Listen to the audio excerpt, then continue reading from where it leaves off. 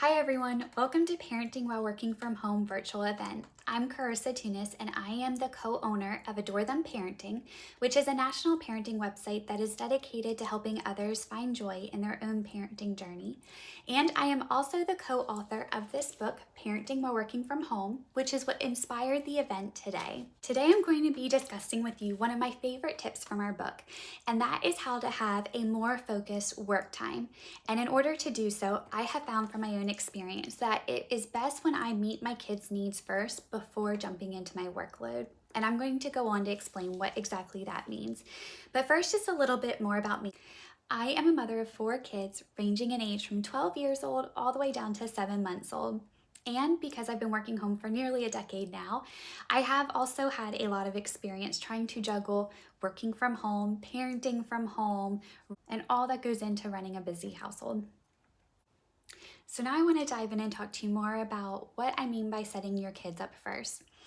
Over the years, I have found that when I sit down at my computer and start trying to work and my kids' needs have not been met first, I'm constantly getting interruptions. And then I find myself saying, just give mommy 5 more minutes. Please give me 5 more minutes and then I'll help you with that. And I realized over time that I was not putting out my best work in these situations. And I also wasn't meeting the needs of my kids.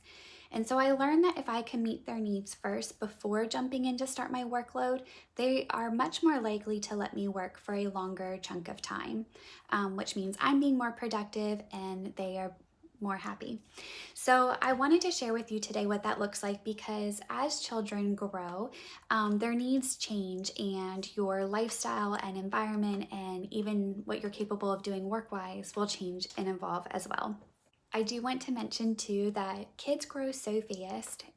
So while the different stages do bring different sets of challenges, I encourage you to try to embrace it and enjoy it because before you know it, they're going to be even more independent and not relying on you as much. So try to enjoy it now as much as you can. So while I'm working from home with my 7-month-old, it is very different than trying to work when my 12-year-old is at home or my other 2 children in between those ages. But during the day, I have 3 children that are in school, and so I just have the 7-month-old at home with me. And what I have learned is that I just have to work in chunks of time. Before we had the 7-month-old and I just had the 3 older children, when they were at school, I would make that my designated work time. But now that I have a little one in the house again, I've had to go back to just working in blocks. So when we wake up in the morning, I get the older kids out the door for school. I give the baby a bottle. I make sure his diaper's changed. We have a little playtime together, and then I put him down for a nap. And that's my first chunk of time to work. Then throughout the day, I try to find little minutes here and there. I've already moved his jumper beside my desk. I have his play mat out on the floor close to me, and I will put him in there for 5 minutes, put him on the blanket for 10 minutes. I'll jump on the computer and send an email, jump back on the floor and play with him for a little bit. And then in the afternoons when my kids get home from school, they're pretty good about taking him into their room and playing with him for a little bit and giving me a longer chunk of time. And then if I still have stuff that I need to get done that day, my husband's really great about taking him in the evening to give me a little bit more time, or once I get him down to bed, I will then sometimes stay up and work at night. So while I'm not now working a traditional 9 to 5 schedule, my job does still allow for that, which I really appreciate. What I've learned though is as long as I'm quickly responding to emails which come in through my phone, I can respond and tell a client, I will look over this and get back to you as soon as possible. Or I will look over this and I will let you know when I have it ready for you. I try not to give myself really tight deadlines because you never know what the day is going to bring. But I know throughout the day, I will be able to work a little bit at a time. That night, I'll be able to wrap stuff up if needed. And usually I can get something sent out either later that night or the following day. And no one needs to know that I was doing it in the middle of diaper changes and bottle feeds. With my toddlers, that was a little different. To get them set up before I would jump into work, I would make sure everyone went to the bathroom, everyone had a snack, everyone had their sippy cups full of drinks, and then I would look around their playroom and try to find toys that they haven't played with in a while and then pull that out for them. And I always try to find really interactive things. So an example that I like to use is I would dump my kids' Lincoln Logs on one side of the family room.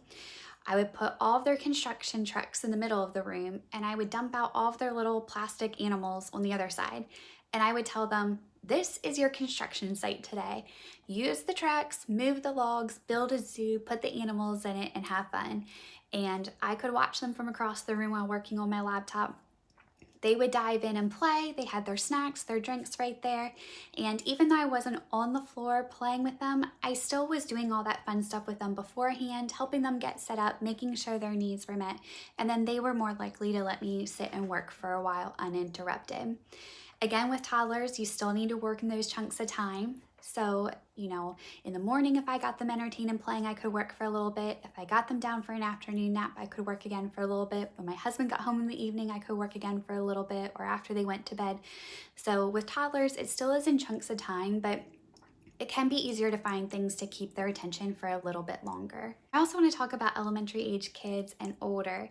It's very important that you set aside time to engage with them and talk to them about their day and make sure that you're staying a part of their life. With the older kids, they often are at school for the day, so that gives you a nice long chunk of time to work. And then in the evenings, they can kind of come and go to different activities. They have, play dates with friends or whatever. It's easy for you to work because they aren't coming to you for all kinds of little requests. Usually they're pretty independent.